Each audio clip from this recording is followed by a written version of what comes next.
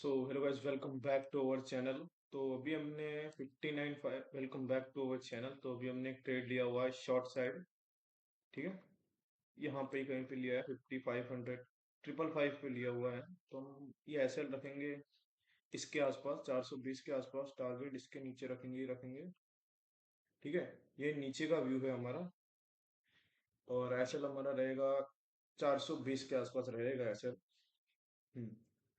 Logic simple है कि अगर 0.5 का सपोर्ट ले रहा है प्लस नीचे एसएल्स दिख रहे हैं मुझे, तो आई थिंक ये नीचे जाना चाहिए। That's the simple reason. यही सिंपल रीजन है कि हम ले रहे हैं। So hello guys, welcome back. जो ये हमने यहाँ पे ट्रेड लिया हुआ था, इसमें ऑलमोस्ट हमारा एसएल होने ही वाला है। यहाँ पे हमने ट्रेड लिया था। ठीक है, 411 के आसपास, 416 का एसएल है हमारा। ठीक है, वही 80-85 पॉइंट का एसएल रखा है। मार्केट ने 1:1 दे दिया था, लेकिन प्रीमियम बढ़ा नहीं था। प्लस मेरा टारगेट इतना तो था ही था कि 195 टू 200 के बीच में जाएगा ही जाएगा। अभी भी ऐसा हुआ नहीं है, लेकिन ऑलमोस्ट होने वाला है। तो आई विल से कि क्यों हुआ है, आई डोंट नो। देखो मैं बताता हूँ आपको सिंपल रीजन। पहले हम देखेंगे जब हमने यहाँ एंटर किया निफ्टी,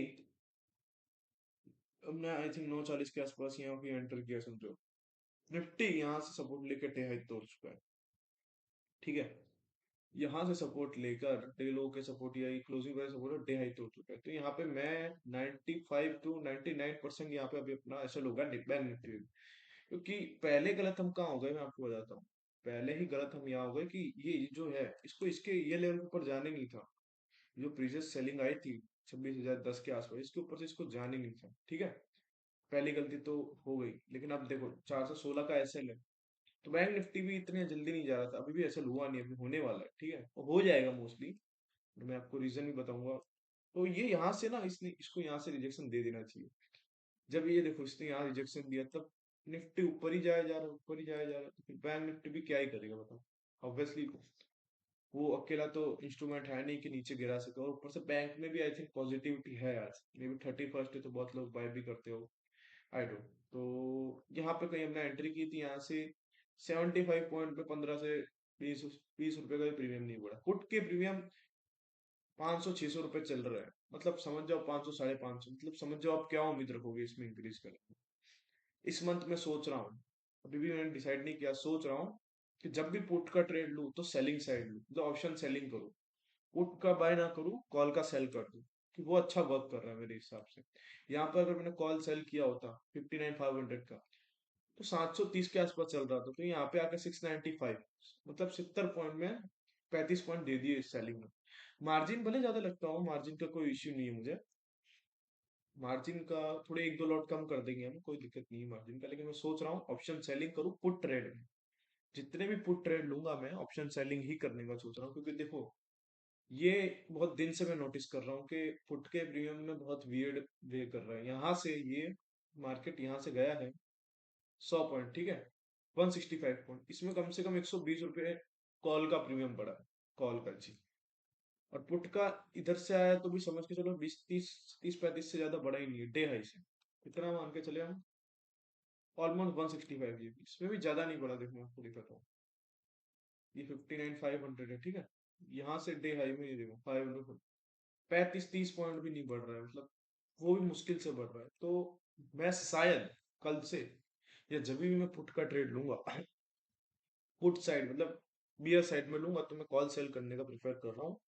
मे भी कल से ही अगर पुट का हमको ट्रेड मिला तो मैं कॉल सेल ही करूंगा।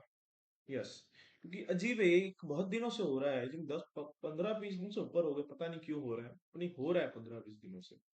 और this is not good for market. ठीक है, क्योंकि पुट के ट्रेड में इतने अच्छे लगते हैं, ऑप्शन बाइंग में पुट का ट्रेड मिलना, मतलब समझो इतना ही आया है। तो अगर ये इश्यू नहीं होता, लो वीएक्सआई बोल सकते हो या मिक्स सेंटिमेंट है मार्केट के, या लो वॉल्यूम, कुछ भी बोल सकते हो आप। तो यहाँ से अगर मैं पुट लेता समझो दिसंबर के स्टार्ट में, तो इतने में मुझे आराम से ये 1 मिनट,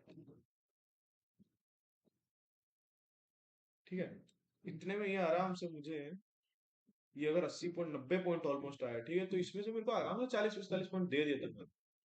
इवन अगर मैं यहाँ पे कॉल बाय करता, ठीक है, यहाँ पे कहीं पे, तो भी मुझे ले लेता है, मतलब यहाँ पे तो बहुत अच्छे पॉइंट मिलते हैं, लेकिन कॉल का कुछ सिनारियो बना ही नहीं। तो और यहाँ पे भी बन रहा था पुट का, लेकिन मैंने थोड़ा वेट किया क्योंकि मार्केट बहुत अजीब बिहेव कर रहा था। तो यहाँ पे 0.5 लेवल का ट्रैप, और बैंक निफ्टी में भी अच्छा स्ट्रक्चर बना था, इसीलिए मैंने यहाँ पे पुट ले लिया।